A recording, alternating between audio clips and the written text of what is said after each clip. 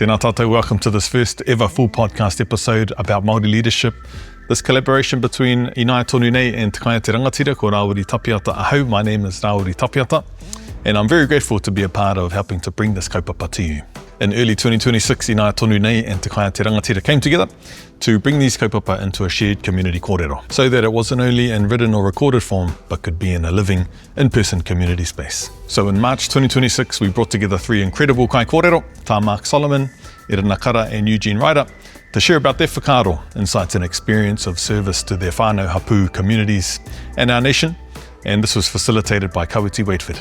It wouldn't have been possible without Te Ora Hou, Te Taitokerau, tēnā koutou, I āwhina mai, I hāpai tēnei kaupapa. Thank you so much to our Te Ora Hou whānau for hosting this event. To you, the viewers and listeners, we hope this kōrero is helpful in your journey of contribution and leadership and service towards others.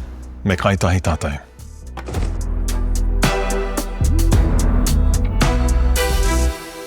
Nau mai, haere mai, ki te kāpura o te wānanga. Welcome to the flame of our wānanga. I wanted to start off with that because each and every one of us here in this room are leaders in our own fields, in our own whānau, marae, hapu, iwi. And so you all bring your experience to our kāpura, to our whaia, to our puna mātauranga. And we're kind of here to hear a bit of whakaniko, a bit of flavour, a bit of yumminess from our pai kōrero. No reira, a tēnā koutou. And I just actually, who's seen this tohu? This tohu here. I don't know if you know, but I just found out. Ko te tikanga o te tohu nei. It was explained to me that yes, we have a māngai here representing kōrero and kupu and the power of the word, ne, and intention, whakaro, all of that good stuff. And then I thought these were like layers of kauai going down into the generations. Apparently that was a good whakaro too, but it's the ringa that go with those words, the actions that follow the kupu and the intention.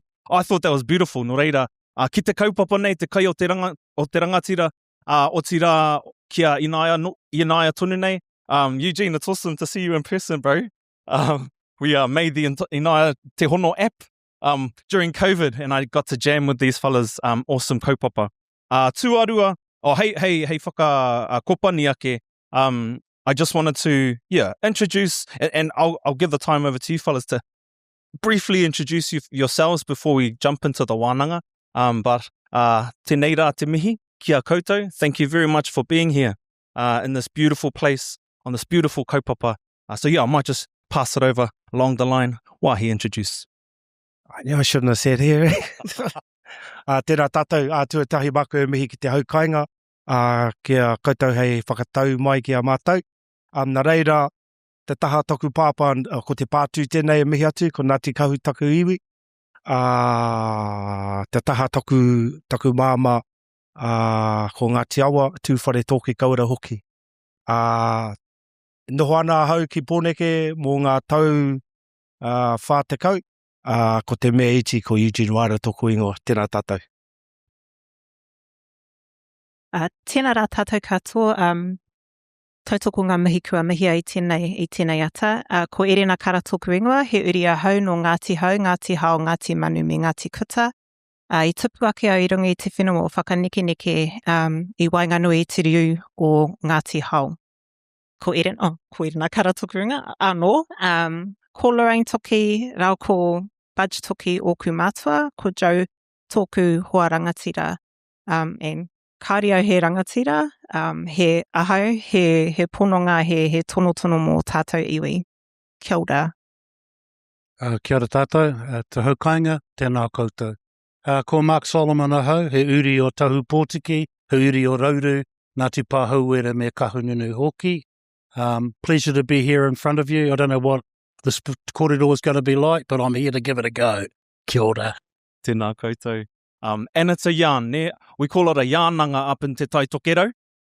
So while our kaikōrero are having their kōrero, please, if you have any of those pātai, we're going to have time for pātai right at the end. So puri te aua pātai, taiho ake wera pātai hoeno. First off, our theme tonight, Māori leadership, ka pai. Ka kōrero tia nui tia tēnei mea te leadership. I've heard heaps of kōrero about leadership, but I just wanted to ground us in identity first and foremost, Māori. what does it mean for you to be Māori? And I know it's broad, but te whānau, it's about Māori leadership, not just leadership. So how is that defined? How are you made up as a Māori leader from your past, your background, your whakapapa, all of those types of things? So yeah, first up, I just wanted to have a little think about, for each of you, what does it mean for you to be Māori in the context of our kōrero about Māori leadership? And how has that shaped the way you think about leadership? Were there those early people in your lives who influenced what leadership looked like for you? I had the privilege of listening to your interviews as well, and that's where you started off your kōrero, so I thought we'd start there. Tuatahira. We'll start over here, my bro. Surely we're going to mix it up tonight, eh? Māori leadership. So I was brought up in West Auckland. My father fathered 37 children. I ended up in state care quite early, got abused, went through prison. I honestly believe that's what it meant to be Māori. I was shocked to meet people that hadn't been in state care, and that didn't happen until I was about 16. And so, we had people in our whare, we had Machu Rata visiting us, Uncle Graham Latimer, but they came down to weed the gardens because they owed my dad money, so I didn't know who they were. So I didn't even see them as leaders until later in life. I was like, oh my gosh, those were the fellows weeding our gardens, you know. I saw leadership in my mother. I saw leadership in my sister, and I still do today. And I saw that leadership because they were, at best, my protectors, and that's where I saw leadership. I didn't see it anywhere else, because I thought my upbringing was what it was meant to be Māori. I didn't gravitate to Te Ao Māori till later on in life. I thought what was happening in my life was happening in everyone's life, therefore I didn't want to be a part of it. So I kind of consciously separated myself from Te Ao Māori to avoid what I'd been going through. As I started growing up, I had leaders like Reitu Harris, Dennis O'Reilly, Harry Tam, and there was a different understanding of leadership in the gang world. It was basically not so much the smartest, but the toughest. And so leadership, as I was growing up, was developing in my mind as associated with strength, associated with being able to beat someone up, basically. Through one of my other mentors, Bill Mong, he talked about the power of the pen over the power of the gun. And I met my first true leader, and she's here with me tonight, my wife, who led me out of this kind of darkness space. The second leader I met is now 32 years old. She's my daughter. And I've got another leader called Tupu Auriki, who's 5 years old. He's on the spectrum, and he just teaches me most of the things I need to know in life at 5 years old. So that's a snippet of what I define as leadership, bro.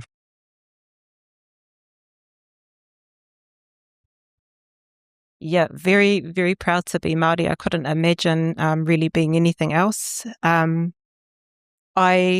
grew up, so my early influences were definitely my grandparents, particularly my grandmothers. We grew up next to our grandmother, and last week, if she was still here, she would have celebrated her 113th birthday. So very, very old school in the way that she operated, and we were really privileged to grow up right next door to her. And my other grandmother lived just up the road at Six Corks Road.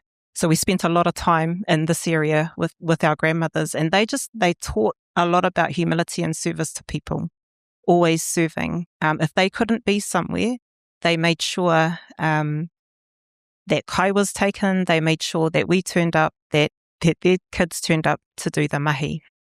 My parents, my mum, my mother and my father, mum really taught us how to love our people. Like, she's very staunch on loving our people and what that means in its whole sense. And Dad really brought us up to love the whenua. The whenua, we grew up on our farm. We were kaitiaki of that particular whenua. All of the other whenua around us got sold pretty much. So we're the sort of last whenua Māori owners. We don't really class ourselves as owners, but kaitiaki in the particular area that we're in. So Dad really instilled in us the importance of making sure we maintain those rights, not for ourselves, but for our mokopuna and our uri to come. And he had this really staunch thing around, we were never allowed to plant like pine trees or anything. So the whenua was never for commodity. It was never there for us to capitalise off, but there to make sure that we maintained, I guess, that ahi ka for whānau. And as I got a little bit older, my now husband, his whānau, had a very big influence on how I view leadership. They were the first sort of whānau. We come from a big whānau, but they were the first sort of whānau outside of my own whānau that I got to really interact with, and understood that although we have the same values, very, very different ways of carrying those things out, but, that whakapapa and responsibility and aroha is still there. And his mum, who we lost almost a year ago, very, very big influence on me and the way that I sort of carry out the mahi that I do. And like Eugene, my kids, the biggest, like when you become a parent, you don't know what you don't know. And they teach you every single year. They teach you every single day the lessons, probably that your parents were trying to teach you, but the lessons you need to know going forward. Yeah, so that's, me. Oh, I could say in my life that Ngāi Tahu and the hapu of Ngāi Tahu were always in the forefront. My grandfather spent 22 years on the Ngāi Tahu Māori Trust Board as the deputy chair. He was followed for 22 years by my uncle, and then I did 22 years following the both of them on Te Runanga o Ngāi Tahu. So Ngāi Tahu has always been in the front. And our hapu, I know all of my hapu connections within Ngāi Tahu, Ngāti Pāhauwera and Kahununu and Rouru. So Māori has always been in the front. I've got an English-Danish mother who I would argue knew more about the whakapapa and the histories of Ngāti Kuri of kaikōrero than my father ever did. Simply because she took my grandfather everywhere, to the trust board meetings, to the Māori land court. So she knew more about the histories of Kuri than my father ever did. But always it was in front. And the people that I looked up to were my grandfather and my uncles. They were my guiding lights. I described my grandfather to my own kids who never ever met him, that he was the most human being I'd ever met in my life. And they brought us up under values. So it's always been in the forefront. One thing that I really heard in those is values and the importance of values, and we'll jump into that a little bit later on. You all talked about instances of seeing leadership in action. Are there any specific kind of things, even the small things? I remember your uncle or your father going up to Oaro, and on his way back, you feed the different, your grandfather. You talked about your krani mama as well. What are some of those little instances that you remember that stick with you, that those rangatira that you looked up to, embodying leadership, did as you grew up, or still living? What are some of those tangible things that you remember that always stay with you? Well, my grandfather and uncles were fishermen. They were crayfishers on the Kaikōrero coastline. They used to export crays, but my grandfather would take a load of cray tails down to ship out of Christchurch. On the way back, he'd stop at the orchards in Belfast and fill his truck up. But it was for all of the families in Oaro where we lived. So when he'd get back, he'd drop off each whānau a box of apples, say. And they did that all the time.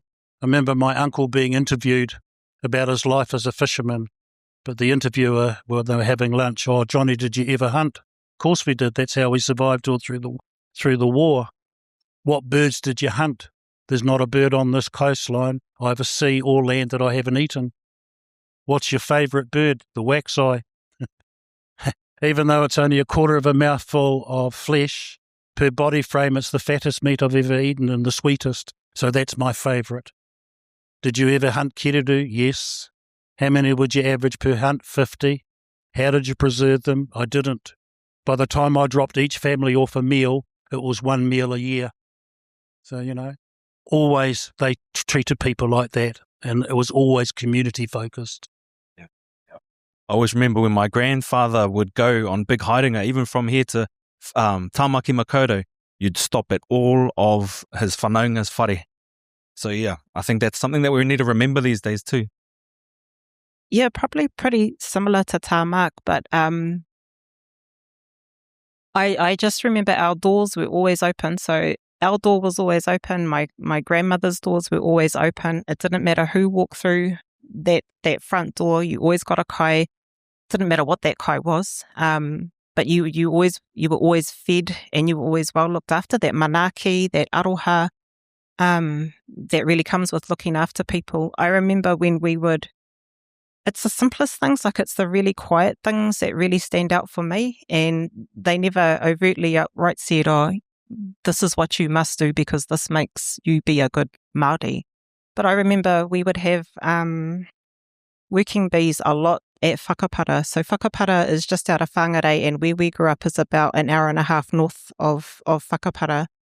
And we would have to get up really early to come down to the working bees to do the stuff on the church and at the marae.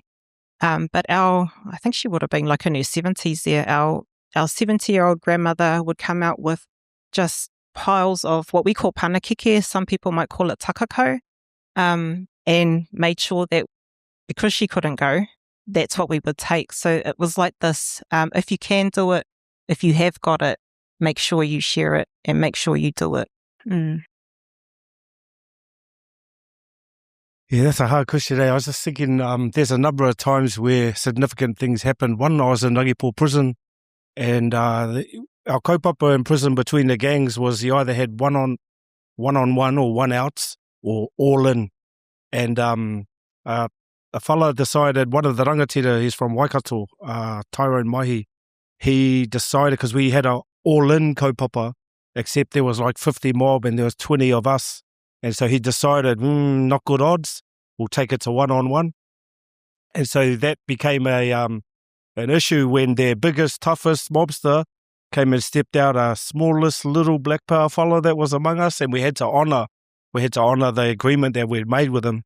What no one knew was that the little black power fellow was a boxer, and the biggest mobster was just a bodybuilder, and so the little boxer won, you know. Another time was basically my daughter when I was 32 years old. I was what I thought in my prime of my gang membership, and I was a staunch patch member, and we were at the beach, and I didn't tell many that I was scared of the water, and my then 9-year-old daughter recognised that, and so she went into the water and came out with 3 powers down her togs, and she goes, "Hey Papa, I know you're scared of the water," and that humbled me. And that the very next day I enrolled on a master dive course, and took me 9 months to complete it. And that was significant for me because all my life I was scared of water. And to be able to, I suppose, climb that mountain and get over that fear that I had kind of implanted in me that I can do a lot more than just get in the water. And so it helped me realise my own potential. And then I started realising that all these mischief little fellas that I knew that were little Eugene Ryders, they had the same potential, and it was just about how we can help them to realise it. So Beautiful, tēnā koutou, tēnā koutou.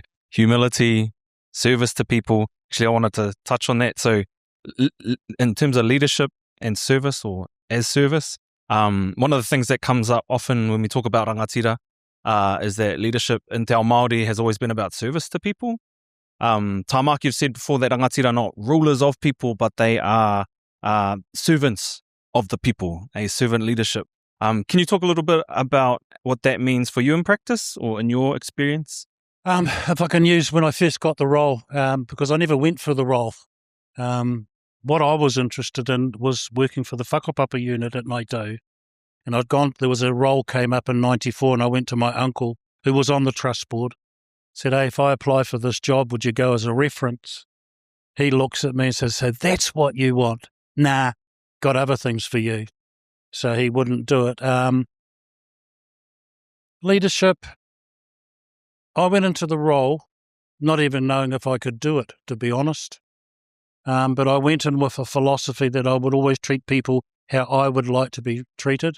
I would always be upfront and honest in everything I did, and try to keep everything in a simple term. And what do I mean by that? When you stand up in front of your people at an annual general meeting and one of your kui stands up and says, "Dear, I'm just being nosy. Who's this lady Eva?" Pardon, aunt? Well, on your numbers page down the side, there's this lady's name there, Eva. Well, it was actually EVA, Economic Value Added. But it twigged for me, why are we putting out as an iwi an annual report that talks about EVA, weighted average cost of capital, EBIT, EBITDA, when you know that the majority of your people wouldn't have a clue what those terms mean? So why use them? Keep things simple, then everybody can understand. In a classic example, we had a scientist on my marae talking to us about the demoiselle species and the benthic biomass, and all I could see in the room was the glaze. So I stopped him. "Whānau, put your hand up if you know what a demoiselle species is." "Is that a species with dermatitis, dear?" "No, aunt. It means a species that lives on the bottom of the ocean." "Hey, buddy, everybody in the room knows what that means. Only you and I knows what demoiselle mean. This is nonsense. You are not talking to us. You are talking at us. Keep it simple so everybody follows." And to me, that has been the main recipe of my whole journey with Maito. Keep things simple, always be honest, always be respectful, and you will get it back. And I even brought it, if I can, into business. An example, we were offered a thermal resort, Waioriki, in the Rotorua region. I'd always nagged at Ngāi Tahu, you're outside of our takiwā. The first point of call is not the business venture, it's the tangata whenua. And because we're in another iwi's roki, there should be an automatic offer of a 50-50 joint venture. So we're offered this Waioriki. I organised a telephone conference with Ngāti Tahu, who actually, where Waioriki Thermal Resort is, they own the land. So I set up this telephone conference and we offer them, we'd like you to come in on a 50-50 joint venture with us. The karaua speaking for them goes to me, "Boy, that's our whale watch," which my family started in Kaikōrero. "We've had our eyes on it for years and we are not going to renew the lease. No, boy, we'd like Ngāi Tahu to pull out." I went, "Matua the teina, here's the tuakana. Ngāi Tahu will pull out immediately." And before my manager could speak, I just said, "I'll catch up with you in the future," and hung up.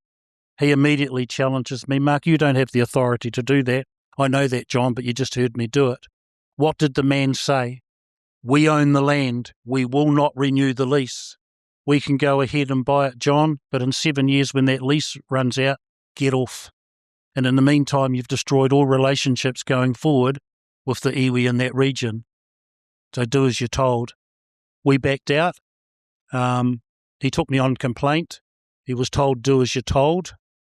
But 3 months after Ngāti Tahu bought Waioriki, 2 months after that, I hop on a plane in Wellington. Man sits down beside me. "Excuse me, are you Mark Solomon?" "Yes." "Man, you blew away Ngāti Tahu." "Pardon?" "I'm one of their directors. I was listening into the call. They were ready for full war. But when you just go, Matua the teina, here's the tuakana, it's the wonder you didn't hear their jaws hit the table. I've been sent to come and see you. Ngāti Tahu owns a full thermal field at Reparoa. Would Ngāi Tahu like to be our 50-50 joint venture in a thermal power station? Use your manners. There's a payback." Kia ora. Aye. Oh, what's the pātai again? I know, I'm like, damn, that's a mean strategy. But it's the whakatinanatanga of our tikanga too, and how we roll, and that whakawhananga, that relationship building, in terms of, service and leadership. When we're moving in these spaces of leadership, and you talked about it a lot. Yeah. It's like such a massive part of Māori leadership, that servant leadership stuff that we do. And like for me, it really comes down to whakapapa, because you really can't run away from your whakapapa, the responsibility that comes with that, and having aroha for your people. And I'm trying to think of because you kind of, I think all of us in the room who are here tonight do this, and like just naturally and intrinsically, you're always out serving, and you're running yourself sort of ragged, trying to do all of the things and all of the kaupapa, because sometimes you might be the only one who is able to do that. For me, I know I'm in a really privileged position. Like, I know that I'm in a really privileged position. I know that I was fortunate enough to have gone through a school system that I kind of liked. Like, I'm a geek. I really sort of enjoyed my school. But because of that, I know that I can sort of get to some tables that perhaps some of our other whānau cannot. And the importance of recognizing recognizing what my privilege is being able to take the voices, to take the stories that we hear in the kāinga, and be able to elevate those up to tables where they may not ever get heard, and try and create change like that. And sometimes that's not an easy thing to do, but I think for me, I always need to come back to the kāinga and make sure that I'm hearing what whānau are saying, what our mamas are saying, what our babies are saying, to be able to take those to the tables that I can. That for me is part of the service sort of aspect to leadership that I think we fulfill. There's many other, like marae duties, service to people constantly.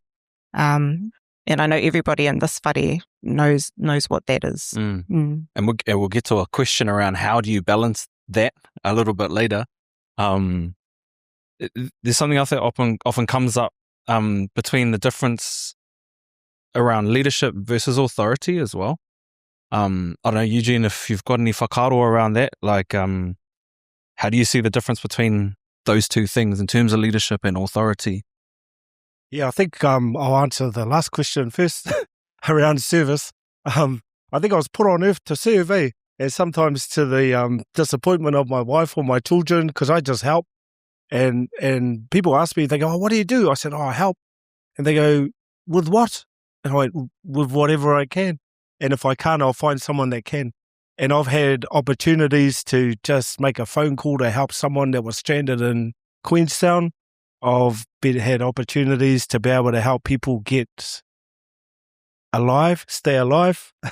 I've had opportunities to just put kai in people's mouths, and I went through life. I learned the hard way, and I think the sis was talking about how kids are our tutors, our teachers. So my two oldest children, they taught me how not to parent. And, I used to come home drunk and go, "Don't you fellas drink when you grow up?" And I'll be puffing on a smoke and, "Don't you fellas smoke?" And it got worse. I was like, "No effing swear in my house. And don't any of you get any tattoos," and they're just laughing at me. And I realized they grew up smoking, drinking, swearing, and full of tattoos.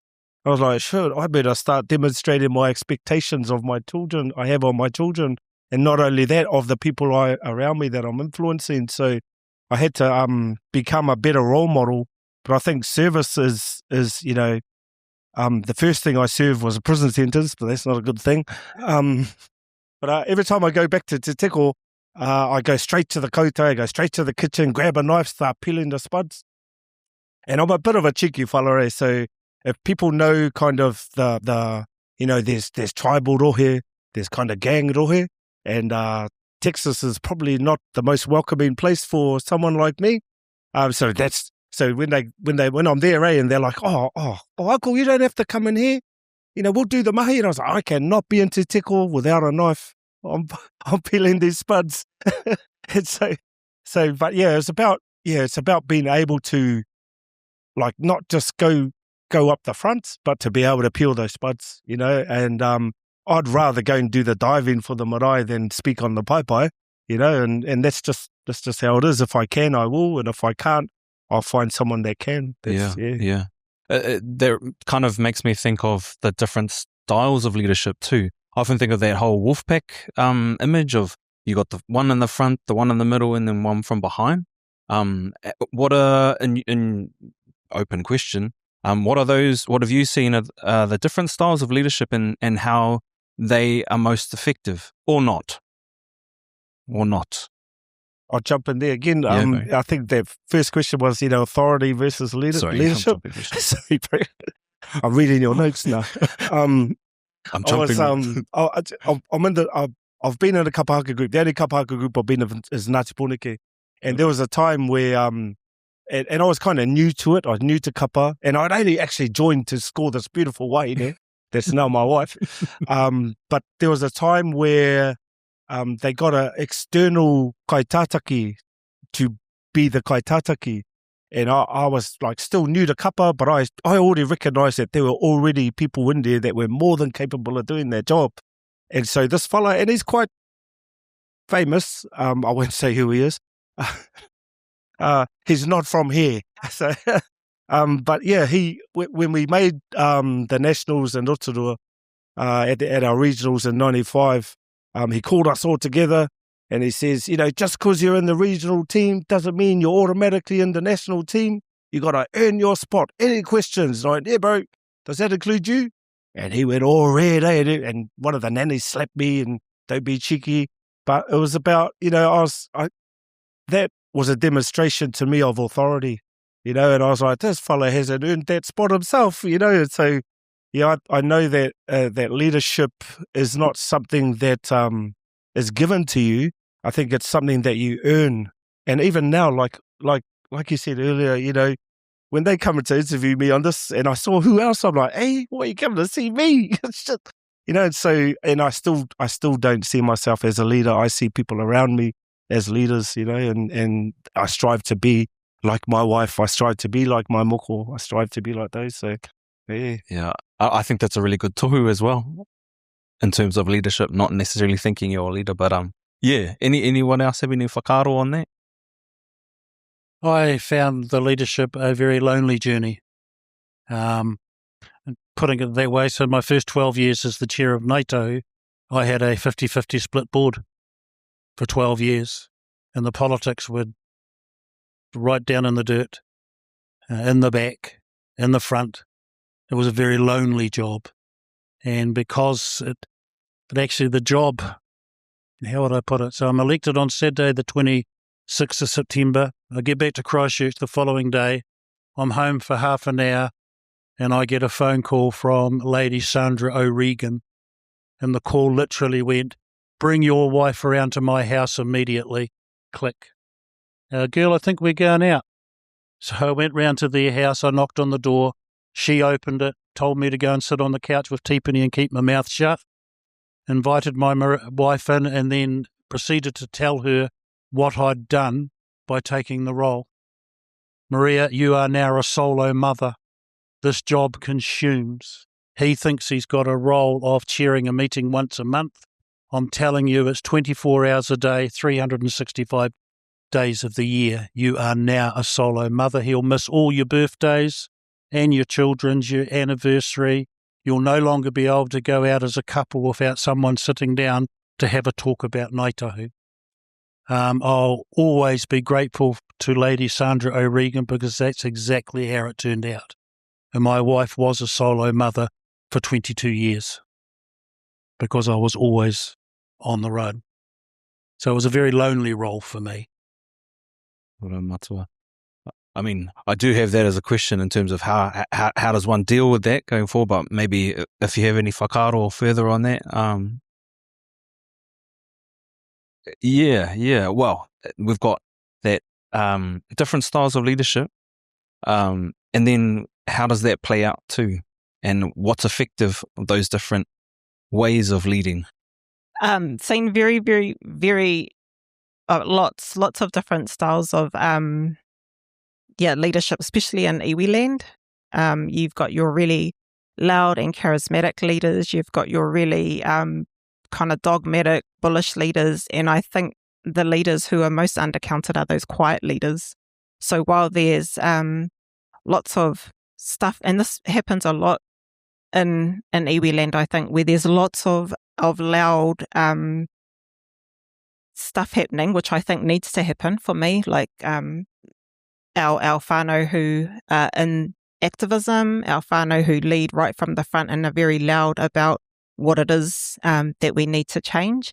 I think sometimes we tend to take our eyes off those quiet ones who might be sitting in the back, just quietly weaving away and doing the do and making sure that we don't, leave anything behind. And my sort of examples of that are actually our ringatoi, who are social commentators anyway, they're activists anyway in the mahi that they do, but they will quietly work away, doing their weaving, their carving, their uku, their waiata, making sure that we maintain what it is to be Māori, to be Ngāpuhi, to be Ngāti Hau, to be Ngāti Hau, to be who we are. And I sometimes think we don't give enough to that type of leadership it actually just starts in the whare for me. I think even Eugene's talked about this, it starts with for me, the one in the whare who's going to make that significant change and sort of go that path for the whānau, and it ripples out. So I just think we need it all, actually, kawati. Not one style, but we actually need to look at ourselves as a whole and go, we need all of these things for us to be able to move forward as a people. I think I just wanted to comment on, your opera singer and that, and like not everyone is tenor or soprano. And there's an example I used when I was in Ngāti Pōneke. And, when you're learning a song and they're singing, the tutor will go, hey, stop.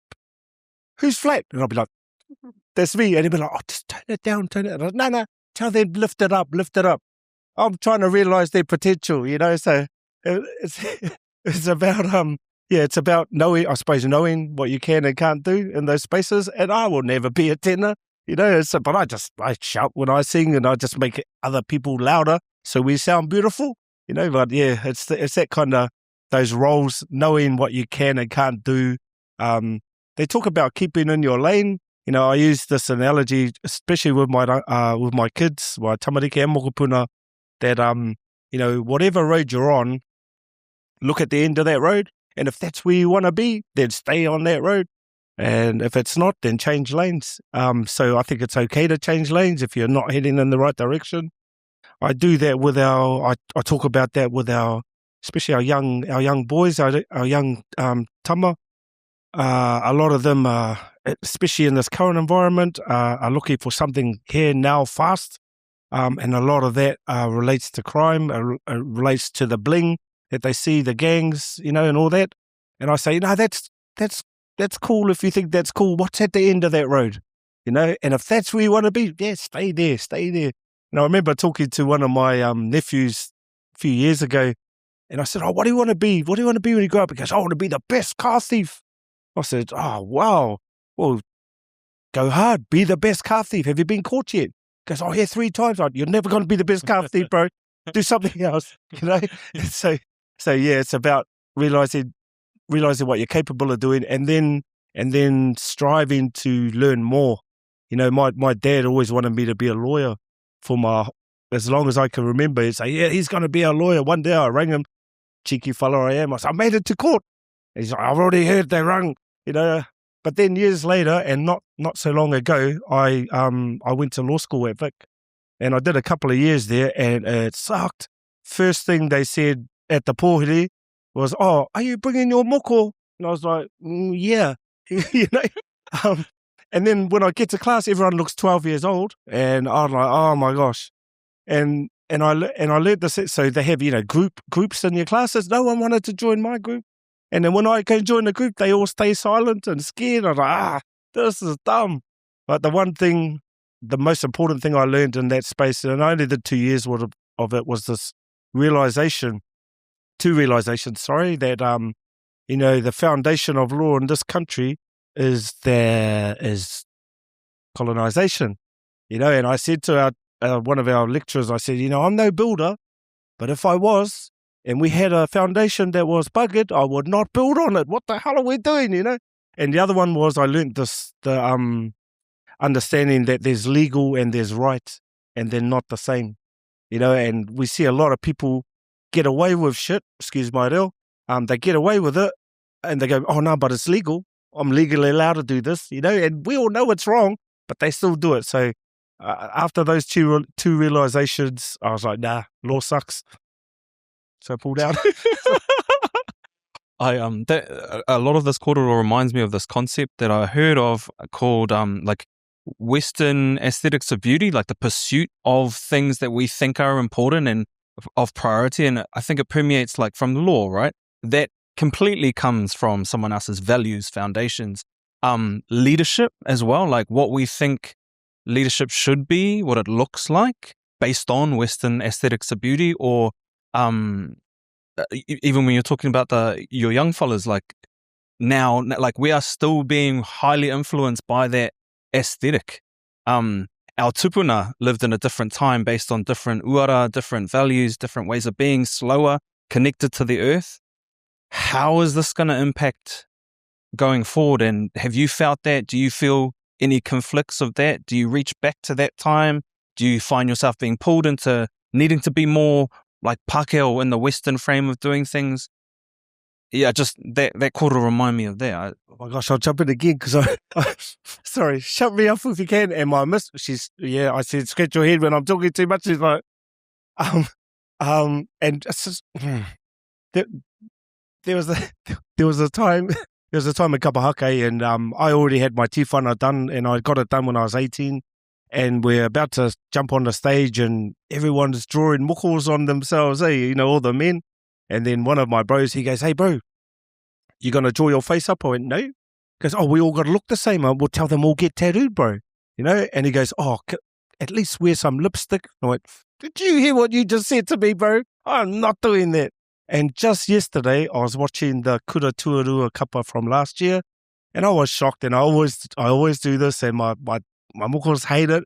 I'm like, "Look, they've all got long eyelashes, and they're all made up, and their eyebrows." I'm like, I want to see kids, not kids looking. Yeah, it gets to me. Aesthetics. But I also understand that it makes them feel good about themselves. I feel, I'm like, hey, you're not naturally like that. So yeah, there is the, and I say that, and then I adorn myself, with tattoos. So yeah, each to their own in that space. I just can't wait for the day that we remember who we are as Māori, and what comes with that and the beauty of it. Because even, in all of the settings that we place ourselves in, from marae to rinanga to trusts, ahu whenua trusts, they are all a construct of a colonised world, in my view. And I can sort of feel an energy rising, and I don't know if it's from our taiohi, younger ones coming through who've been through kohanga, who are coming through kura really strongly to just get back to being Māori, kia Māori. So I can't wait till the day that we realise the potential we already have to be able to do the things that we've already done. Our tupuna set the platform for us. They did it so naturally. And I think when we start to unpick some of those constructs we've sort of put ourselves in that sort of keep ourselves safe and comfortable, if a dispute arises up at the marae, we take each other to the Māori land court. There's got to be a different way. There's got to be a better way, and I just believe that way is remembering who we are, kia Māori. I think we've already got the recipe. We know how we should be acting. We know how we should be working together, and it is based on Māori values, but we don't always practice them. And I've had kaumātua sitting on my office talking about tikanga, and they get into a row. "I'm going to take you to court." Oh, that's an awesome tikanga. We have taken on too many of the Pākehā attributes in the way we operate, and we shouldn't. We should stick to our own values, our own kaupapa, and work together. And you gave a wonderful example when we all kind of just was like, "Oh, yeah, true." And it makes me think of the anecdote you just shared of turning up Māori, especially in business, and creating international relationships. Could you share a little bit about that as an instance where... I did a trade delegation over to China with John Key, and we're on our 4th day. We're in the New Zealand Embassy in Beijing having a dinner, and Key just makes this comment that it is patently obvious that we can no longer do trade delegations without a Māori contingent, and I don't mean kapahaka, I mean Māori business. I went, "Oh yeah, why do you say that, John?" To be honest, Mark, I can't give you a straight answer, But what I have seen in every event we've gone into, when Māori have walked into the room, the talking level goes up and the Chinese will start to engage. John, my view on that is the Chinese are very much like Māori. First comes the kanohi ki kanohi. They want to know who you are. You guys, everything is about the business deal. We want the deal, we want the deal. But you're leaving out an important start, and that's that relationship. And I'll give you an example. Ngāi Tahu Hauraki Taranaki Kahununu did a trade delegation to China in 97. We were told by New Zealand Trade and Enterprise, this is a very difficult culture. We better do all the talking for you. So all we were getting from the Chinese, no money, can't do business, no, can't help. Nahiwi Tomoana, who was on the trade delegation from Kahununu, in a loud voice, just went, we should have done this the Māori way. The head of the Chinese delegation looked at him and went, Pōwhiri, we start again, our waiata pō karikari ana. We went through the pōwhiri process, and then straight after, how can we help? And to be honest, Ngāi Tahu Moana Fisheries were the first two New Zealand companies after that trade delegation to get direct access into China without having to go through what they call the Hong Kong grey market. We cut the middlemen out. They gave us free access. I think that the values of Māori do us extremely well in business offshore. Kia ora. Tēnā koe. Those kind of challenges, in your collective wisdom, experience, what have been some of the major challenges in your life that you've overcome through embodying these values, being Māori in those spaces, and how has that helped you in those experiences in your journey? From a personal perspective, I've never seen those values to be a detriment in anything I've done. They've always been a positive. And I try to live my life to those values. I think they absolutely work in business. They work in relationships. We've just got to keep upholding them. Anything you couldn't surmount, overcome? Nah, I mean, I think the last, what I would call rugged event I went into, I was invited down to Geraldine to speak to 64 farmers on the Ngāi Tahu settlement.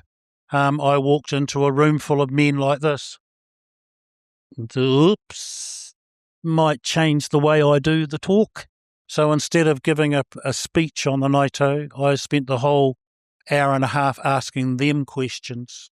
Simple things like, hands up in the room if you think the Waitangi Tribunal's a free process. Every hand in the room went up.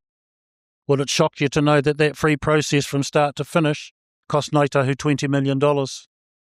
The only external funding we got was $385,000 from the Forest Rental Trust. Every other cent we had to raise and pay for that cost. How many in this room think the settlements are too big? And you almost hear the tendon snap as the arms go up. Let me give you an example of what happened in our tribunal. The head of the tribunal put a question to Treasury. If Ngāi Tahu had been allocated all the land reserves as guaranteed under the land sales, Treasury, what in your opinion would be the 1988 value of those lands? Treasury's report back to the Waitangi Tribunal was, in their opinion, the value was between 12 and 15 billion. Our advisors, Credit Suisse First Boston, absolutely opposed, said no, 18 to 20 billion. The only offer from the Crown is 170 million. Take it or leave it. There is no discussion on the quantum. Because don't forget that Ngāi Tahu and Tainui were under the fiscal envelope. So all settlements would be settled for $1 billion. I then put to these farmers, so let's reverse the positions here. We Ngāi Tahu have disenfranchised from your families, and I'll take the lowest figure, $12 billion worth of assets. And then I come to you as the chair of Ngāi Tahu and go, hey, mate, I'll give you $170 million as a full, fair, final, just settlement for the loss of that $12 billion.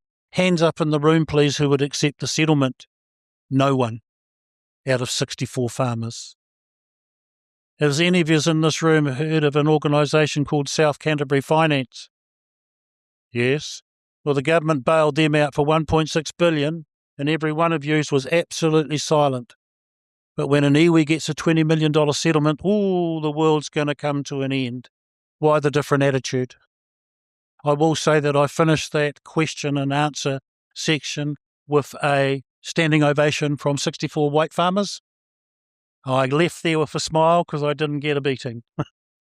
I'm reminded of the tikanga of the kupu rangatira, which you've illustrated beautifully there, is not only filling space and coho and kind of meeting, but to weave perspectives, right, into and ask questions of people, not fill space, and then listen.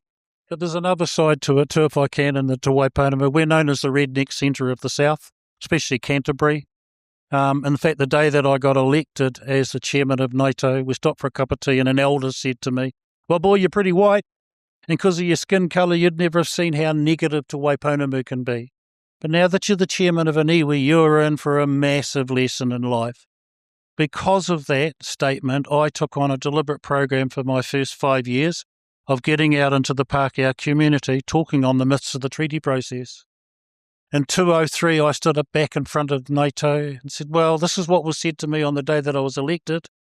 I actually haven't found it. I'm not naive. Every society has its bigots and its racists, but the biggest issue that we're confronted with is not racism or bigotry, it's ignorance. Pākehā South Island knows nothing about Māori, and they don't want to know. You know, there's nothing about the tribes under this Waitangi tribunal process that is not there. The whole nation can see what has happened over the last couple of 100 years, but one whole section seems to be invisible to it. They don't ever see it, but everything is there in front of them if they'd only pick it up to have a look at. Kia ora, understanding. So it's ignorance that we're confronted with is the main. I want to draw our focus now. I'm just conscious of the time to the next generations, right, of leaders. You've spoken about your mokopuna tamariki, our rangatahi, and this energy that's kind of brewing. How do we grow Māori leaders now for the future? What values, what aesthetics do they need to be drawn to? What do they need to be armed with? What lessons from the past do they need to know? And how can we show and impart that? You've spoken a lot about the te ara pautamane, the teina tuakana, all of that kind of... I think they're here now. So I don't think we need to wait for tomorrow. I think they're here and right now. And I guess as Pākehā, being able to make space for that in the way that those rangatahi, those taiohi needed to be made. We think our leadership, we think the way we behave and we act in leadership roles is the way that they want to do it as well. It's truly not. And I had up at Waitangi, had the privilege of listening to some of our young people around what their aspirations are, what leadership is, and I was so impressed with with our young kohine, with our kohine. And I can't remember what the question was. It was something like, where do you want to be? What will make the change for you? And she turned around and she said, when I'm able to row on ngā tuki matawhāurua, when I'm able to be a kaihoi on that waka, then I know the tides are turning. And so for me, some of the challenges actually around, again, kia Māori, and as a wahine, and International Women's Day was yesterday, but as a wahine, really for us to start unpicking and really questioning ourselves and the narratives that we've been told as wahine, and we will need tāne to support us around what is our space. I was in a wānanga where Whai Frances Galton, she stood up and she spoke and she said, I will do anything to make sure my culture survives for my mokopuna. And when we look at that in the context of Māori leadership, what does that mean in terms of our tikanga? What does that mean in terms of the way that we're being and doing things? What are the things we really need to unpick that sort of I think we believe colonisation has sort of placed on us and implanted in our heads and our hearts and our puku. So I think there's some unpicking we need to do to support our young people coming through, but they're already here. And the other one I think is around AI. So I think that's a really big kaupapa for us as Māori to really understand. And our tupuna weren't scared of technology. They went out and they grabbed it. We're innovative. We are innovators. We're creators. We're so creative. But how do we do that in a really, in a way that protects who we are as Māori, but harness it at the same time? Yeah. Tēnā koe. Yeah, I was thinking about what you said earlier. It's just, my oldest mokopuna, she's 13, I tipaku ia ke roto te kohanga me te aho matua. And her, I fear, because her world is Māori and she thinks Māori, the risk to her is being colonised by those around her, and I'm around her. So I need to be careful not to colonise her with my demonstration of leadership as this is how you should lead, baby, She asked me this question one day. She goes, how te take kaore tērā tangata e mohi o te reo Māori? I was going, oh, babe, we didn't all go to kohanga, babe, She goes, oh, yeah, but I know Pākehā that know Māori. They've made an effort. And I was like, oh, go tell her. But her whakaaro was Māori, and so it's kind of pure. And it's, you're right. We need not wait. They are there. My daughter at the moment is at Waikato Uni doing political science, political science and Māori Indigenous studies. And I was like, I do not like school, And she's a nerd. She calls a A- a fail, and I'm like, where did that come from? That must be mum's side. But that's her tool, and then my mokopuna, her tool was in te ao Māori and promoting aho matua. And it's just, I'm like, man, how can we get out of their way? And sometimes, we're our own worst enemy. And I've heard people come up with great ideas. I was going, man, that's a great idea. It'll stop us. They go, why not us? We get in our way, And I remember, it's terrible, but the 3 dames, when they were taking out the head of OT, and I asked one of them, I said, who do you want in charge? She goes, well, because of all the 68% of Māori kids, has to be a Māori in charge. Hey, and when they put the Māori in charge, I went, she goes, yeah, but not that cunt. And I was like, oh, fire. He's Māori. And we know Māori that are in government today that aren't Māori, and they're not kaupapa Māori, So sometimes just being Māori isn't enough. They have to be down on the kaupapa. I think about the AI, and then I think about the MI, Māori intelligence. How can we kind of utilize the Māori intelligence in those spaces?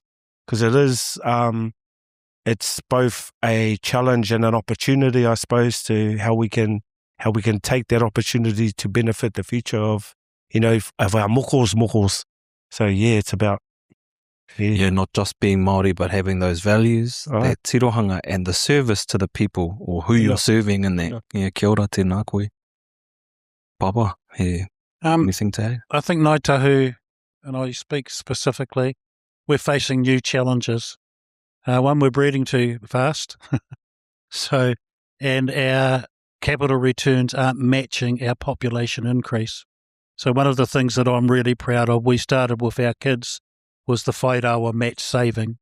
So if a child could save $50 in a year, the tribe would match it with $200. Plus, based on the performance of the Holdings Corporation, there's also a dividend paid into their account. So when I finished in 2017 as an example, so we kicked off the whairawa about 2005.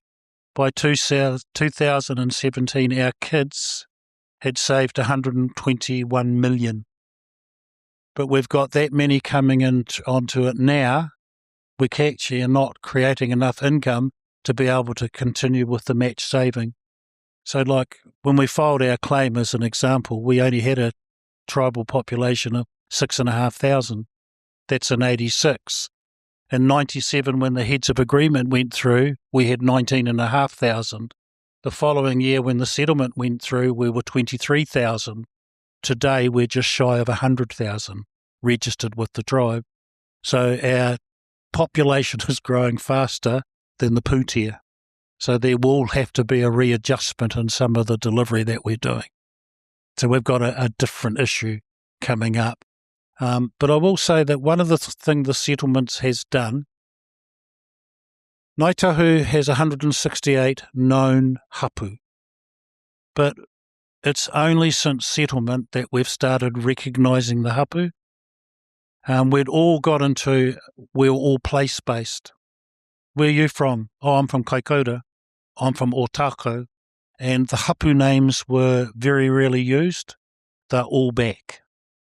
Like up home, when I was a kid, there was only Ngāti Kuri. Well, actually, there's Ngāi Taraki Tāwhio, Ngāti Maru, Ngāti Pākehā, Ngāti Moroka, all of these other hapu. There are still families that carry those hapu names, but we'd all become place-based. Now all those hapu names are coming back and we're using them again. So there's been change that way too. Kia ora, tēnā koutou. Yeah, power in names, eh?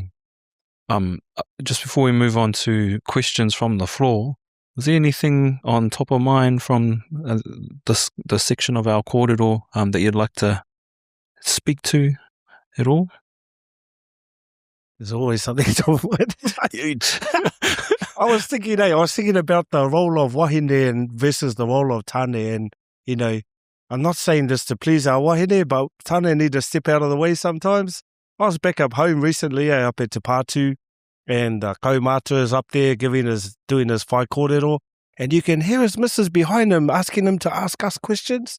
And I'm like, bro, let her talk. We can hear her anyway, and it's just my role, It's like, so there are times where I think we just, us as tane need to look at our wahine in a way that allows them to do whatever needs to be done and just get out of their way, because for too long, and I'm probably, when I first met my wife, I was the worst example of that. The only tool I had in my tool belt was a hammer, and she and my older children felt the brunt of that. And then when I started realizing that wasn't going to develop anything, then I either had to leave that whole situation, which a couple of times I did, or gain some new tools. And so one of the first tools I gained, and it was kapahaka. And then, I think, because at the time I thought kapahaka is the answer to everything. If you learn that, you won't go to jail, you won't hit your missus, you won't hit your kids. And because we used to do haka about hitting kids, and yet I'll go home and hit my kids, and so I was basically talking shit. And sorry, I know you're going to have to edit all this, but, and then so I says, man, if we're doing haka about it, we got to live it. We got to live what we're saying. Otherwise, people know us. They see me get up on stage, say, don't hit your missus, and my missus at home with a black eye.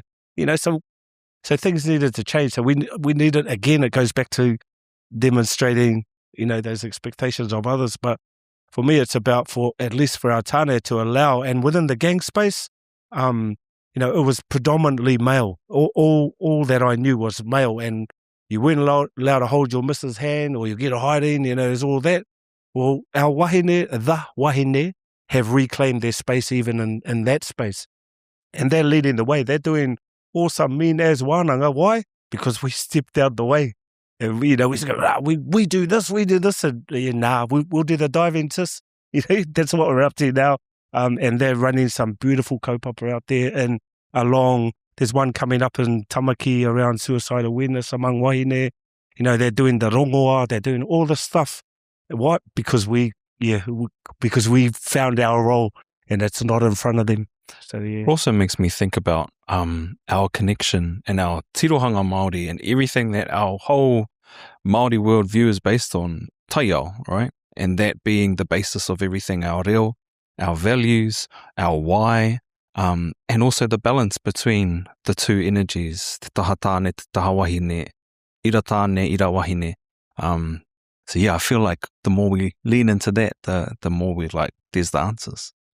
Yeah, more about the balance of it. And I heard all the things coming up. I was probably in my early 30s when I got placed on my first board of directors, and we had a pretty well-known Pākehā chairperson at that time, and just it wasn't overt. It was a very covert way of putting me in my place, like constantly. And what was worse sometimes was what was worse all the time was when the other Māori male board members on that same board would sort of jump in on it, sometimes not even overtly actually, with some of them. And being a young wahine, being in my like sort of early 30s, and these men were a lot older than me, having the courage to stand up and say, oh, that's actually not, that's not what I'm here for. That's not what it is. So you put up with a lot of that, I think, as a wahine, not even as, young wahine, so we need to make sure that they're well sort of looked after. But as wahine, you put up with a lot. You're either too soft, or you're too hard. There's sort of no balance sitting in between there, and so you're criticised quite a lot. And I just think I've been really fortunate to see really strong Māori wahine leadership around me that sort of shows a path of, how you do call that stuff out. Yeah, because it's quite hard. It's hard. It is very hard to do, and when you do it, we've seen what happens when you do it. Mm. I've had a very different experience with a Ngaitahu. My first full tribal hui that I attended was in 1988. I was taken by a karaua from up home to the Ngaitahu hui a tau, and he said to me, when we get there, after the pōwhiri, all I want you to do is lean against the back wall of the wharanui and watch what happens, and when we go home, we're going to have a discussion of what you saw. So go through the whole hui, we're on the car home. He said, what did you see? I said, well, it was weird. All day, through a side door, one of the tauas, one of the kui would come into the audience, tap that person on the shoulder. They'd go outside for a couple of minutes, and then that person would be straight back. And Mr. Chairman, I've got a question. So it seemed to me that those old ladies dictated that whole hui. That's what I wanted you to see, boy. If you want to get involved in the politics of Ngaitahu, you have to understand those old ladies run the tribe, not the men. And to be honest, I've seen a number of our leaders absolutely dressed down by those tauas if they thought they've overstepped the mark. So, and the last one I'll give, we had a family reunion, the Solomon and the Timothy whānau together. A karaua at another marae stands up. Ah, yes, there's been 5 generations of Solomon men, all known as the peacemakers. But then on the other side, there's been 5 generations of Solomon women, all known as the stormtroopers. Beautiful. We got heaps of those up here too, Papa. I think that's a great time to turn to our beautiful whānau out here. If there are any pātai, we do have some mics up here. Mic in the middle. Come up and e pātai. Oh, yeah. Tau pātai ki te tamuna. Hau rā te whaaro. E pāna ki te Pākehā I Iran, te Matewi o Amerika. Hāro nei tō tātou kāwana, ki te tono I wā tātou hoia, te hare ki tō Pākehā. Te take I tēnei te pātai. Mahara tātou I te Pākehā tuatahi tuatua. O ki mea o tātou tupuna o tātou mātua. Kūmai ki te whenua nei konei, ka noho pohara. Vietnam, pērā no te ahuatanga, ta hika pai hana tio o tātou I, e whawhai tonu na rātou, kei he te tika. I tono e rātou, I tēnei kāwana, te hare ki te whenua. Hia nau e pātai koe ki ngā toko tōu tapuna kei mokau. Te rongo tātou I wera whakaro ki atu ea. Tēnā koe kara. Just to reiterate, the pātais, particularly in this political landscape, war brewing in overseas, and Aotearoa's position on potentially sending our soldiers there, and a repeat of the wars of the past, what our whakaroa in the context of Māori leadership, especially ngā Māori soldiers. Aye. Yeah, that's a good pātai there, Matua. I think send New Zealanders, not Māori. My dad was shearing in Napier when Second World War broke out, and he was the head of a shearing gang, and he said, the army were in town signing people up, and his whole gang at Smoko took off, And they all come back all excited as, and he's like, oh, what's going on? What's going on? And they said, oh, we're getting this free trip to Europe, just got to kill some Pākehās. You know, and that was their attitude. It was just, it was an adventure. We all know, you know, and he told them, he said, you won't come back. If you're going to fight here for our people. You know, and so that's my whakaaro is, send the New Zealanders over and the Kiwis, but leave Māoris, we got something to do here. Kona taku whakaaro anyway. My great-grandfather went to World War II, Māori Battalion, and he died over in Crete. And the story that we heard was the mamai was so great for his father, who they lived in Rāwhiti, he was from Rāwhiti, that every night my great-great-grandfather would leave the light on, hoping that he would return, because they had no tūpapaku to prove that our great-grandfather, you know, that he had actually died over there. And also the effects of on our whānau, when our soldiers did return, we're still feeling them now. Yeah, we are still feeling the effects of our men coming home, the trauma that they carry when they come home, and the effects that has had on their tamariki, on the next tamariki on our mokopuna. You know, it's a no, it's a no from me. This is a personal opinion. I don't think we should have anything to do with it whatsoever. I think that America and Israel have breached international law in the way that they've gone in against Iran. And we're talking about AI. I had a look at AI the other day about it. So AI, can you tell me how many proven people, Americans, have Iran killed? And they give a figure of between 600 and 1,000 since 1957. Chat, how many has America killed? America's killed 1,600 directly, Iranians. But if you take the Iraq war against Iran, of which they funded and supplied the chemicals for the chemical warfare, another 200,000 to 300,000 Iranians died. Who's the villain in this picture? Kia ora. I think it's America and Israel. So don't want a bar of it.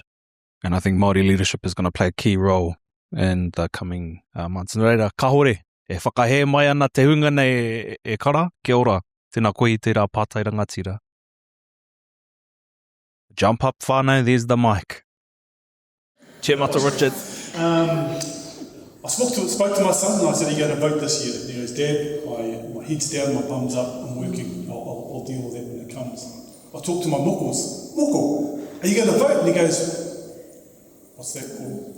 So my question is, how do we rally this 40% of our rangatahi to get out and vote? Kia ora. Kia ora. Voting. Election year. Let's go. Whakapapa and responsibility. Even if I've got a couple of mates who refuse to vote, they don't vote, they haven't voted, but actually they're in a pretty privileged position. So I feel like we have a responsibility, all of us, to vote for the betterment of our whānau and our mokopuna. Because if we don't stand up and vote, it's just going to keep rolling. That's my whakaaro on that. And also price of citizenship from those great wars, eh? I was thinking about that.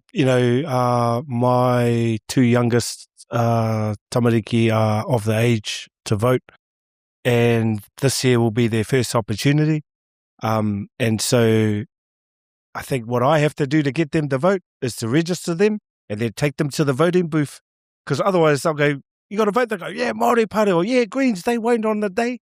They got something else to do, you know. So, and it's similar with our whānau in the gang space. We all got to vote Māori Pare. You know, the last elections, less than half of us actually voted, because they're like, yeah, we voted on the day. They go, oh, how do we register? You know, and so it's about not just saying the words. It's about mobilising them to put in a kai on after it. You know, doing something that will entice our rangatahi. But it's not just saying, this is what you should do, you got to do this, you got to do that. It's actually walking them through it. Because a lot of our 18, 19-year-olds, they don't know the process. This is the first time they're ever going to do it. and a lot are not interested at all. They're interested in what they're doing, and so it's just on the day, give them a lolly, shut them to the movies or something, but get them registered well before then, and then on the day take them to the vote. And I think as much as we aren't allowed to influence them, I'll tell them who to vote for. Otherwise, they're gonna. There's like 30 names on there, and they're gonna go, hey, who's that? Some of them already know who they're gonna vote for, but they're not in our electorate, So so you got to explain some stuff to them and influence them to be able to make a honest decision, a decision based on what they know. And it is about they are going to be tupuna of others. They're going to make a decision that may impact later on in life. So yeah, just sit down with them, but it's not just talking, it's taking them there, bro. And it reminds me of like whānau, especially my whānau, we didn't talk about money growing up. It was always a problem, but we didn't speak and talk and discuss about it. We don't really do that. Well, some whānau don't. But again, it's a Western paradigm that if your whānau hasn't been involved, you haven't seen your parents, like that's the groundwork that kind of needs to be done, to your point about mobilisation. On my property, my children don't get an option. It's get in the car, we're going down to vote. And they have ever since they've been a votable age. Yeah. Want to be part of a country, you got to be part of the decision making, which is your vote. So all my kids vote. Don't know who the hell they're going to vote for this time. It's a little bit shaky at the moment. I know 3 that they're definitely not going to vote for. Kia ora. Go me. Pauline, did you? Oh, yes. I did have a question. Mihi tēnei kia koutou, mea koutou kōrero e whāriki hea nei. My question is about leadership and our responsibility to the disenfranchised, to those who are homeless. And, I can look back in my lifetime and think we never saw homelessness when we were growing up. It would certainly never, not in the way that we do today. But as leaders, I just want to sort of gauge your whakaaro about that, and also looking into the justice space, especially for tamariki and young people who are going through the justice system. There's a whole lot of them now that are, 20 and under, and I don't see our iwi in there. I don't, you see, that's not who's in there. What's our responsibility? How are we going to be as Māori leaders with values to actually address these issues? Kia ora. Pauline. I heard this beautiful quote from the Swahine from Manawatu Rangitane, and she said, can you tell a homeless in Wellington to come and be homeless at the marae? And then I remember being at a homelessness hui at a marae that had 100 mattresses there and a lock on the door and a lock at the gates. And I was like, man, we need to look after our own people. I wake up every morning. I live on Courtney Place in Wellington. Wake up every morning to see the same kaumātua out there, to see them out. And majority of our homeless are, they got shares in land somewhere. They belong somewhere, and we got to look after them. I think in terms of our tamariki within the justice system, we should starve the system of our tamariki. We should start looking. We know our whānau that has those kids that they can't look after, and we're like, poor them. Look, they're with OT now. There was a time last year, Ngāpuhi came down to Wellington, to protest about the amount of Ngāpuhi children that are in oranga tamariki care. And Moana rang me, she goes, bro, can you come and speak at our rally? I said, when is it? She goes, it's on Saturday. I said, what's it for? And she goes, the OT, they got all our tamariki. And I went, yeah, none of them are there. She goes, what? And none of them are at Parliament. Why don't you go where they are and get them? And it's easy to say that, I know. But everyone in this room knows someone that has OT kids, have them taken off them. My own son has lost 7 of his children to oranga tamariki we've claimed back 5 of them, because, and we used to go, naughty little fellow, and he's in jail now, and all of that stuff. And then we just decided that we had some real important decisions to make, and with the love of my wife's family, that because no one in my family is allowed to look after any kids from Oranga Tamariki because of our affiliations with gangs and all that stuff. But people stepped up, and people stepped up at birth. Three of my son's children got taken at birth, and that's when our whānau stepped in and said, nah, we'll take them, and it's so starve OT of our children. Our prisons, one of our boys, he's at court the other day, and I went down to support him. He goes, I'm sick of going to court, bro. I was like, yeah, well, stop going. You're creating the opportunity for this to happen. And if you're sick of going to jail, bro, stop going. Let's starve our people of the system. And I know sometimes it's challenging for some, but I don't think we need to dismantle the current justice system. I think we need to starve it and leave it there for those New Zealanders, and we should just look after our own people and not go there, and like I said, it is easier to say, but if you know someone that is pohara, that is in those circumstances, do something to help them. That's all, and if everyone does that, then there'll be less of them around. And unlock those marae and open the mattress room, and don't just put on a big show when when those big important people come. When I was at a tangia te Pātu not long ago, they were struggling for speakers, and they were all telling us, hey, you fellas from Pōneke should come home and look at our paipai. I was, hey, there was a big hui here last week. You had all the mean-ass speakers on your paipai. Where are they today, So, it's just sometimes people come out for the bright lights and don't want to do those hard yards in the dark spaces. But I think if we all shine a little bit of light in those dark spaces, they'll no longer be dark. That's my whakaaro anyway. We do help, and I can only talk about NICE to a certain extent. We work with NGOs that work with the homeless, and we've supported them ever since we got a settlement. But it's a huge issue. It's a huge issue in Christchurch.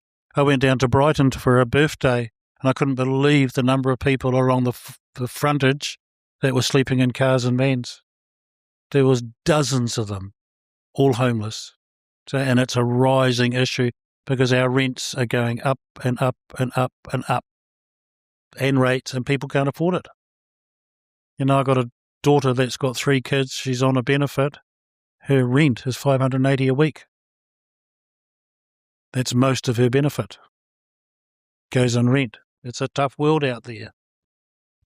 But justice has always been my focus. I was involved with the Police Commissioners Māori Focus Forum, and in 2007, the then Commissioner, Howard Broad, put a report together, and I received a phone call from Wally Haumaha that he'd hit the minute the Commissioner had done a report, can I bring you a copy, Mark? So he comes down, there's 10 senior police officers, 6 district commanders, and 4 commissioners out of the Commissioner's office, deputy commissioners. It's Wally that's holding this report, and he wouldn't look at me. He said, Mark, I've been ordered by Commissioner Broad to deliver this report to you, and it absolutely shows what we are as an organisation. I said, what would that be, Wally? An absolute racist organisation. I said, can you explain that to me, please? Well, it's like this, Mark. This report will show you things like this. If there were 2 Pākehā men outside your building here on Hereford Street having a fist fight, no weapons involved, in any police district of the country, they'll face either a charge of disorderly conduct or a charge of assault. What this report shows, if it was 2 Māori men or 2 Pacifica men, the first charge they will face in any police district of the country is grievous bodily harm, which leads to a jail sentence. It showed things like that the New Zealand Police exercised their powers of discretion 298% more for Pākehā than they did for Māori. A Māori on a first arrest, the average number of charges that person will face is 6 charges, while a Pākehā on a first arrest, the number of charges they'll face across all police districts is 1. You get to the court system, Māori are 11.5 times more likely to be remanded in custody than a Pākehā. And It was 6 times more likely to be incarcerated. The latest data I've seen is now 6.5 times more likely to be jailed. But we're meant to be living in this wonderful land of one rule of law for all.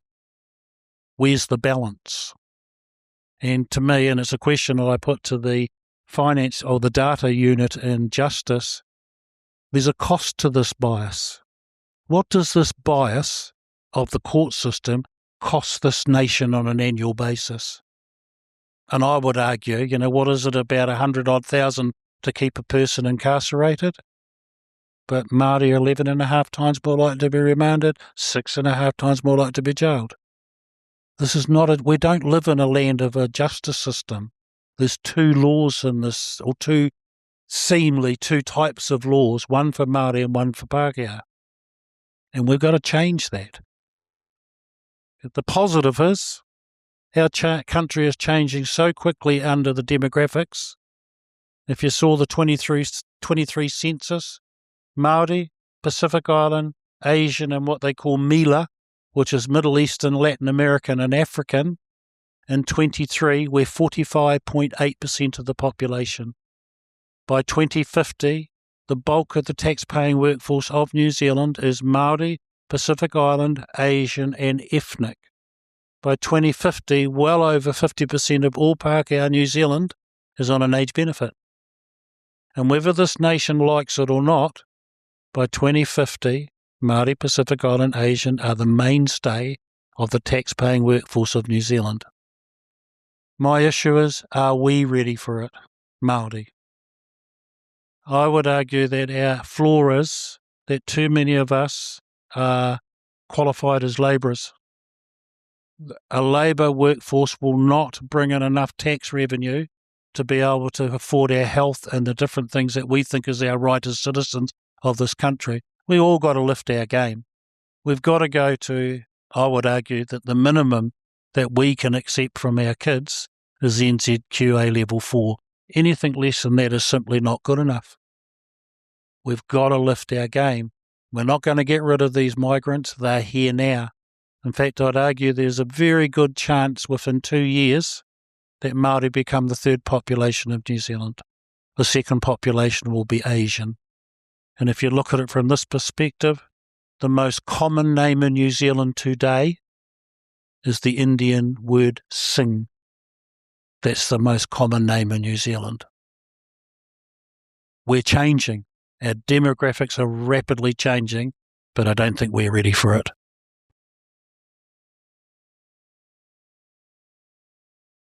Oh, yeah. It's good.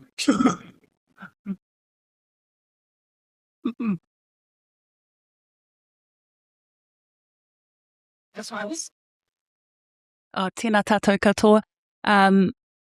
My question is to Tā Mark.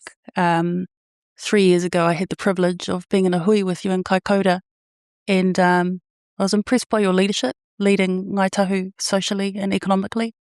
But the thing I was most impressed of was restoring the mana of wahine in Ngāi Tahu with the backing of Dame Tariana Turia, and those marae you visited around Ngāi Tahu to address sexual violence on the marae with our wahine Māori. And I just wanted to know how you were going and what are the lessons learned, because it's an issue for us up here in Ngāpuhi as well. Just to let you know what happened, I received a phone call from a female first cousin. Mark, you like whakapapa, don't you? Yeah, why? Come home, we've got one to show you. So 3 weeks later, I went back to Kaikōrero, rang her up, I'm up here, come round. I get to a house and there's 4 female first cousins. And they hand me this big sheet of paper. Here, Mark, look at our whakapapa. I had a look at this sheet. I said, this is not a whakapapa, it's a random set of names. There are some people here that I know are related, but they're 3 or 4 generations removed. You can't call this a whakapapa. Yes, it is, Mark. This is a whakapapa of sexual abuse in Kaikōrero. You see all the names in blue, and there's 70 of those. They're the victims. And what sort of hit me straight away is the 3rd name on the list was my sister's. So they're the victims. You see the ones in red, there's 14 names there. They're the perpetrators. So, my cousin, you're our spokesperson. What are you doing about it? Well, one thing I can tell you, you cannot make this list public because it's called hearsay. Only a victim can make an allegation. You can't. If you put this out there and any of these people object, I'm telling you, you can be taken to court over it. So I convinced them to get rid of it, but we called a meeting on the marae. Other than those of us that organised the hui, 23 arrived. Out of that 23, 12 women and 2 men stood and talked of their rape. I knew them all, but had never known this had affected any of them. So I brought in sexual abuse counsellors. One of the women that divulged that day was brutally beaten that night by her partner. And the weird part is he wasn't the perpetrator, but he beat her because she talked about it. So I had a group of women in kaikōrero under a police watch. But I also started a program in the south called Tūpono Te Manakaha o Te Whānau, which was going out across Ngāi Tahu and speaking in the communities about how do we address this issue. We as whānau, you all know it's happening.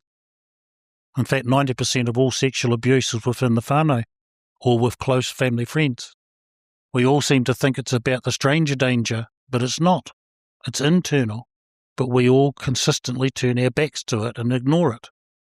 Well, to be blunt, that ain't Māori. That's not how Māori treated their women and children. We've learnt a Pākehā way of dealing with it, and we've got to get back to how it should be. We've got to confront this. You know, to give you the stats, because I like data. So if you're a Māori woman, you've got a 50-50 chance to get through your life without being sexually abused. If you're a Pākehā or a Pacifica woman, you've got 1 in 3 chance. You might know this, men, but the sexual abuse rate of male adults in this country is 1 in 6. So 1 male out of every 6. Last year, there was an international study done on sexual abuse against male children. 200 countries were involved. Guess who's got the worst result for male abuse against children? Gee, us. We're the highest in the world out of 200 countries. But we keep ignoring this. We keep turning our backs to this. We can't. They're our whānau. So why do we keep turning our backs? We've got to stop this nonsense and confront it, because ultimately the only ones that can stop all this is us. No one else. Everyone else is just an ambulance at the bottom of the cliff. We have to stand up as whānau and say that this is not acceptable in our whānau. And if you can't live that way, get out of the whānau. Why should our women and children and men be victims? We have to confront this. No one else will do it for us. We talked about OT. 68% of all kids in OT are Māori. OT didn't put them in there. The actions of our whānau put them in there. And we've got to face that. It's us that are putting our children in there. OT mightn't look after them in an appropriate manner all the time, but it's not OT putting the kids in there. It's us. How do we stop that? That's our responsibility, not OT. And, we constantly look at this terrible OT, how they're looking after our children. Why are our children in there? Because we put them in there. We've got to stop that crap. Sorry, I'm that censorship. I just want to say thank you, Lisa, for making that comment in that pātai, because Mark, I do remember when that happened and how courageous and brave that was, and it's been an example, I think, for us all around how we start to call out that behaviour, because it happens all too often.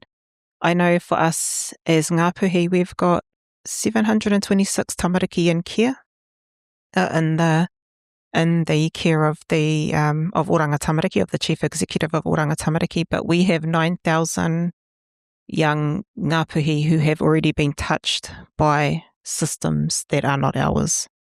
And so yes, there's a need to bring them home, to nurture and cherish them, to make sure that they're connected to whakapapa. But we really need to do that in a really safe and protective way, because some of our most sacred places, our parinui, our marae, are some of the places that our babies have been hurt. So we need to find the right ways and to bring them home safely and keep them safe. Tēnā koe te tuahine, e te tuakana, e te pāpā. Nei rā te mihi o te whānau nei, kia koutou. Thank you for your courage, your truth, your power, and your wisdom. Kia mātou. And I'm reminded, sitting here looking at all these beautiful faces around us, of one of our rangatira from Te Taitokero Tāhemi, and how he said, ko tawhiti kē tō tātou haerenga ki te kore haere tonu, he nui rā, o tātou mahi ki te kore mahi tonu. We've come too far not to do more, done too much not to do more. Nō reira, tēnei rā te mihi.